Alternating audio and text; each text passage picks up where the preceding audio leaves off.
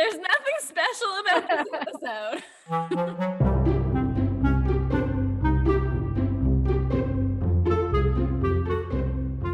Hi guys, I'm Brittany. Hi friends, I'm Brittany. This is Jessica, and this is a pixie dust review. That sounded weird. Third time's the charm, right? I hope so. I can do this. Take 255. Hi friends, I'm Brittany. This is Jessica, and you're watching a Pixie Dust Productions Pixar review. Today we're talking about the 2003 movie Finding Nemo. Marlin the clownfish and his son Nemo are the only survivors in their family of a predator attack. Because of this, Marlin is anxious and has an overprotective parenting style. Despite his father's warnings about the ocean's dangers, Nemo ventures out into open sea. He's then captured by a diver. While Marlin sets off to retrieve Nemo, he meets a blue tang named Dory who suffers from short-term memory loss. Together, they travel across the ocean, encountering various sea creatures on their way to rescue Nemo. Meanwhile, Nemo and his new fish tank friends are plotting an escape to return to the sea where they can be free again. It's one of my favorites. I've seen it so many times. I remember seeing it in theater. I always enjoy it. Mount Wanahockaloogie makes me laugh every time because it reminds me so much of like the rocket power surge that was happening at the same time. And then, oh my gosh, when the Barracuda came up and Marlin's all like, get back inside the house, Coral. And then, I mean, you watched season 1 of The Walking Dead and season 2.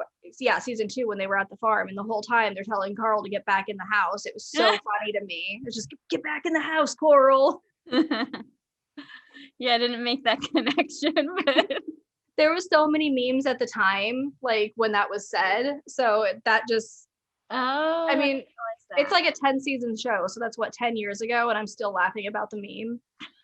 Mr. Ray seems like a dope teacher.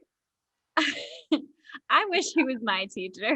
The scene where the dentist walks away from his patient to go to the restroom and he says, "I'm gonna see a man about a wallaby." I never noticed that before. I've seen this movie a billion times, but I'm like, that did not stand out to me. I'm gonna see a man about a wallaby. And next time you see him, he's flushing the toilet and coming out of the bathroom. So what? And I kind of want to say this whenever I need to go to the restroom now. I would like to make contact with an Australian and find out if this is just like slang in Sydney. Oh, I thought maybe like the people that wrote the movie just made up something stupid, but actually maybe people do actually say that. We need to find out. Yeah.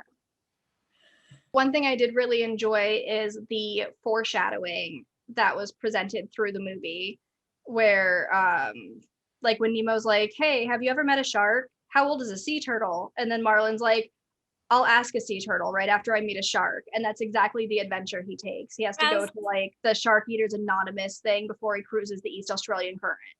Super perfect. Yes. And a Crush, like I want to be friends with Crush. Yes. I love him. He seems awesome. Also, the freaking seagulls are so accurate. Like that is seagulls in real life. Yeah.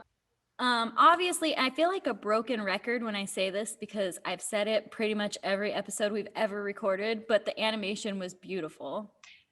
So I sorted Marlin. He put so much care into choosing the perfect home. He needs lots of reassurance from those he cares about. But specifically, he wants reassurance that they know that they're cared for by him. He's loving and nurturing and caring and protective, and he's got a whole lot of Hufflepuff traits.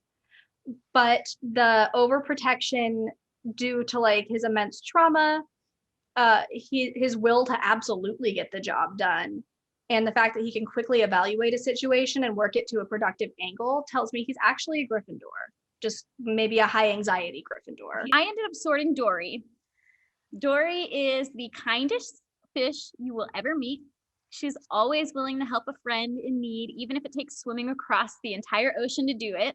And I'm going to go ahead and place her in Hufflepuff as well. Oh, wait, you didn't put him in Hufflepuff. No. I'm going to put her in Hufflepuff, though. All right, so I took a few lessons away from this movie. First and foremost, I think this is the most important. Fish are friends, not food. Yes. But otherwise, I think you should never project your own fears onto your children. And children need some independence while growing up. They need to be able to learn from their mistakes, and you can't keep them sheltered forever. And when things get tough, just keep swimming, keep moving, keep trying, keep swimming. You'll get there in the end.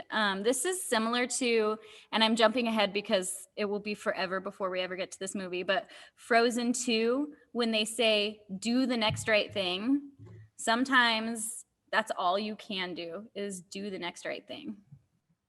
Yes, that's perfect. I love that. So this was actually the first Pixar film to win an Academy Award for Best Animated Film. It was also nominated in 3 other categories, but that's the one where it took the award. It was the highest grossing animated film of all time at the time of its release. The second highest grossing film in all of 2003. And it stayed highest grossing until Toy Story 3. It earned $871 million by the end of its initial release. It was the best-selling DVD of all time, still. Wow. It was a 2003 and 2004 video game. It got re-released in 3D in 2012, and I remember seeing it in theater then too. The American Film Institute named it the 10th greatest animated film. The BBC poll of international critics placed it as one of the 100 greatest motion pictures since 2000. It had a successful sequel, and it was the highest grossing G-rated film of all time until Toy Story 3. So I ended up giving this movie 5 popcorn kernels. I know nobody's surprised. Every Pixar movie has gotten 5 popcorn kernels from me so far. And I ended up putting this movie in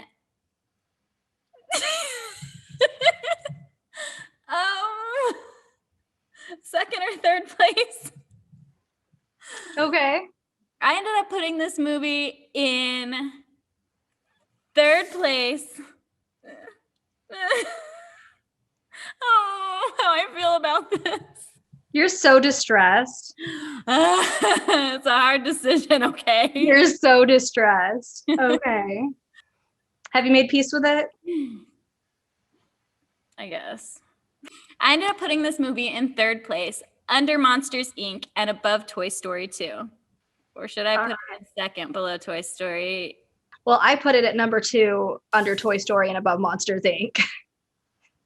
And I gave it 4 popcorn kernels. I'm keeping it under Monsters, Inc., I think. Okay. I feel weird about it, but I feel weird about putting it above it too, so. All right, guys. So make sure to subscribe here to see more videos. Next month, we will be discussing, what are we going to be discussing? Oh, I don't have the slightest idea. What the I was hoping you knew. I was looking forward to finding out. Oh, shoot. The Incredibles. Duh, I knew that. I literally just bought a shirt for it. So next month, we will be discussing The Incredibles. So we hope to see you then. Stay fresh, cheese bags. Stay fresh, cheese bags. Yay.